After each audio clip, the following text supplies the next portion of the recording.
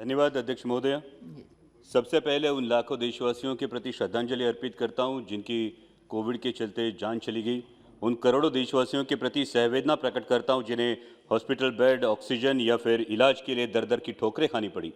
और उन तमाम डॉक्टर्स, पैरामेडिकल स्टाफ, सफाई कर्मचारी और आशा वर्कर्स के प्रति कृतज्ञता व्यक्त करता हूं जिन्होंने इस संकट का डटकर मुकाबला किया।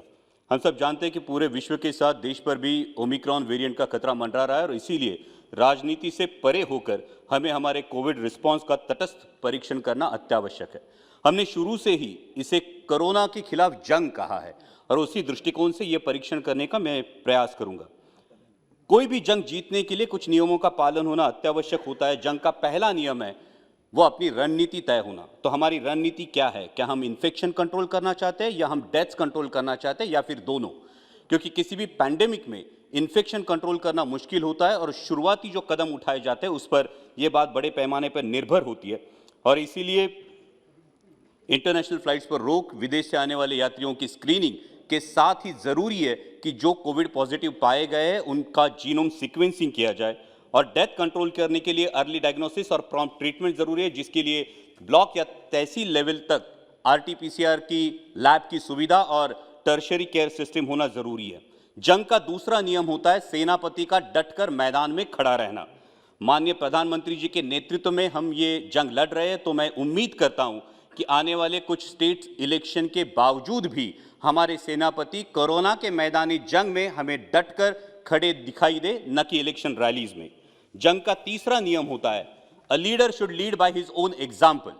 जब माननीय प्रधानमंत्री जी 17 अप्रैल को पश्चिम बंगाल में एक चुनावी रैली को संबोधित कर रहे थे, अध्यक्ष महोदय, उस दिन अपने देश में 2,61,000 केसेस पाए गए थे और माननीय प्रधानमंत्री जी की मौजूदगी में सोशल डिस्टेंसिंग और कोविड अप्रोप्रिएट बिहेवियर के धज्जियां उड़ते हुए पूरा देश टेलीविजन के माध्यम से देख रहा था। हमें सावधानी बरतनी होगी कि यह आलम दोहराया ना जाए।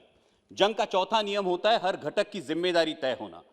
Health is a state subject कह के केंद्र सरकार अपना पल्ला नहीं झाड़ सकती, क्योंकि केंद्र सरकार ह्यूमन रिसोर्स और टेक्निकल एक्सपर्टीज के बारे में राज्यों से कई गुना ज्यादा सक्षम है।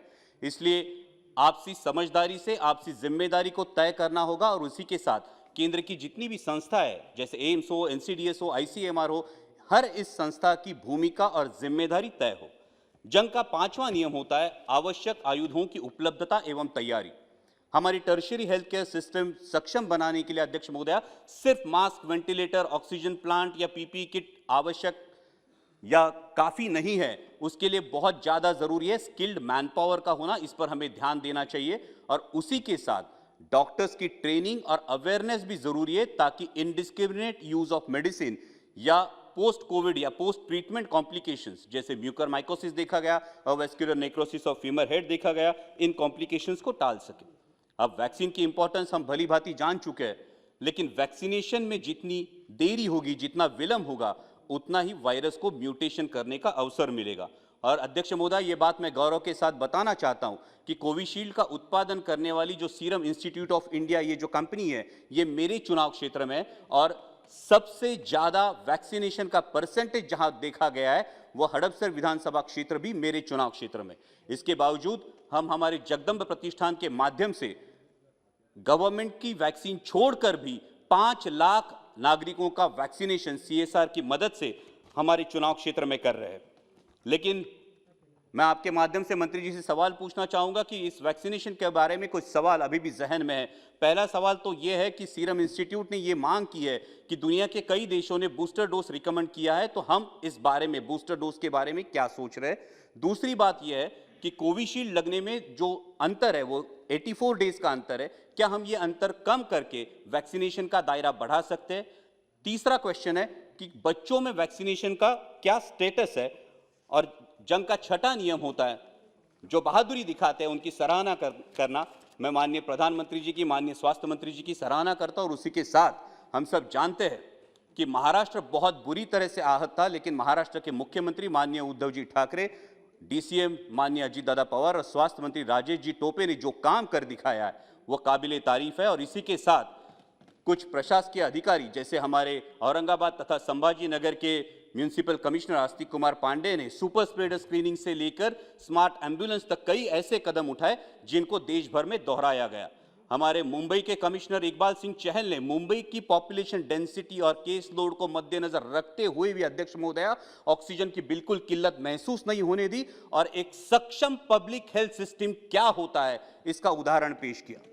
हमारे पूना के डिविजनल कमिश्नर सौरभ राव ने प्रोएक्टिव मेजर्स लेके ड्रग्स और ऑक्सीजन की ऐसी उपलब्धता कराई कि आसमान को छूने वाला डेथ रेट उन्होंने बहुत अच्छी तरीके से कंट्रोल किया। इन सभी प्रशासकीय अधिकारियों, इन जैसे सभी प्रशासकीय अधिकारियों की मैं सराहना करना चाहूंगा। और सातवां और आखिरी नियम जंग का होता है जंग के अप्रत्यक्ष जो परिणाम है उनका ख्याल करना। जैसा हमने देखा कि कोरोना के चलते कई कंपनियां, कारोबार ठप हो गए। अभी आंकड़े सामने आए कि 20,000 कारोबारियों ने अपनी जान दे दी। कई कंपनियों ने अपने एम्प्लॉयज में कटौती की है। उनके भविष्य के बारे में हमें सोचना होगा। इस दौरान बैंकों ने ईएमआई में आम आदमी को कोई सहूलियत नहीं दी। अगर दोबारा ऐसे संकट का सामना करना पड़े तो इस बारे में सर्वांगीण विचार करना होगा। आज भी देश में ओमिक्रॉन के लेकर एक पैनिक सी है अध्यक्ष महोदया। मैं माननीय मंत्री जी से आह्वान करना चाहूंगा कि इस पैनिक के बारे में एक स्पष्ट सूचना अगर देश को मिले तो देश में जो कारोबारों में जो भी पैनिक तैयार हो रही है, आम आदमी में जो पैनिक तैयार हो रही है, उसे राहत मिले। और एक गौरव की बात मैं बताना चाहूंगा कि हमारी फ्लोर लीडर सुप्रिया जी सूले की अगुवाई में महाराष्ट्र में जिन बच्चों के माता पिता कोरोना में गुजर गए, उन अनाथ बच्चों के लिए राष्ट्रवादी कांग्रेस पार्टी की तरफ से राष्ट्रवादी जिवलक करके अभियान चलाया जा रहा है। मैं केंद्र सरकार से दरख्वास्त करूंगा कि इस अभियान को अनाथ बच्चों के लिए देश स्तर पर अवलंब करें। और अंत में अध्यक्ष महोदय इतना ही कहूंगा, जंग के एक पड़ाव पर क्षति पहुंची तो क्या हुआ, जंग के एक पड़ाव पर क्षति पहुंची तो क्या हुआ, हम बचेंगे और भी लड़ेंगे, लेकिन कदम मिलाकर चलना होगा। लेकिन कदम मिलाकर चलना होगा, नए जोश से प्रारंभ करना होगा, वरना कहेंगे देशवासी अगर जीत का सेहरा सिर बंधवाना है तो पराजय का बोझ भी स्वीकारना होगा। अगर वैक्सीनेशन सर्टिफिकेट पे फोटो छपवानी है तो डेथ सर्टिफिकेट का भी जिम्मा लेना होगा। धन्यवाद अध्यक्ष महोदय।